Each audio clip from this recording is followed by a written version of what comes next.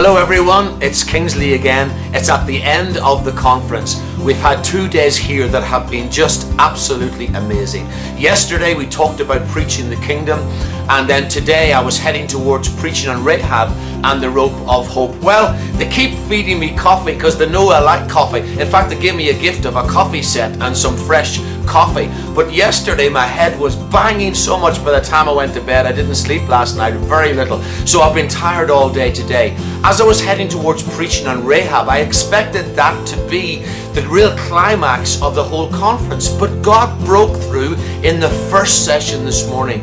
I was preaching on being in the enemy's camp, how God brings his people into the enemy's camp to do something to them and through them.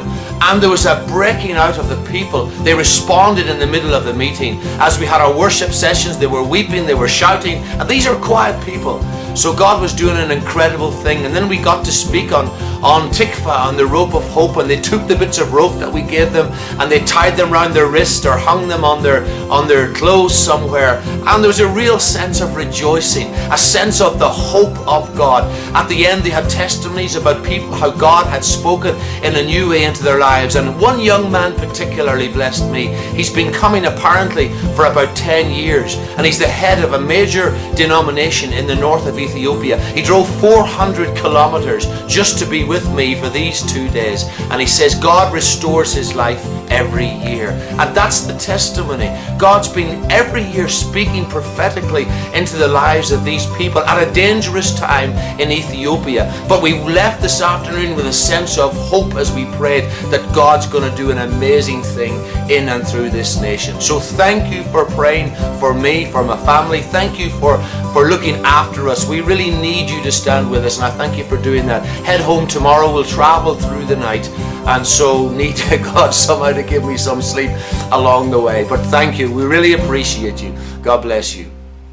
I love this message because it doesn't matter how poor you are today.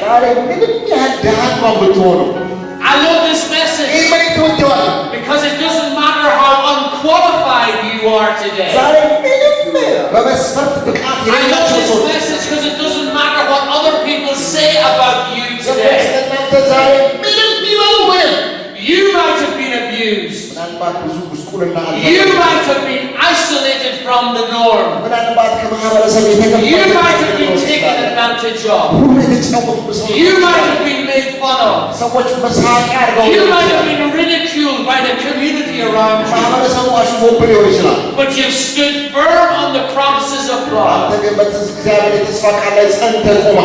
can promise you that God sees you standing behind your window. And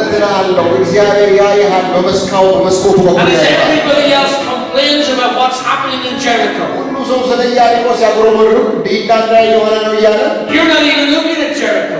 When everyone else complains about what's happening in Ethiopia, you're not even looking at Ethiopia. You're looking out through your window to a higher position. You're looking to the King of all kings and he is the one who will ultimately come and save your nation.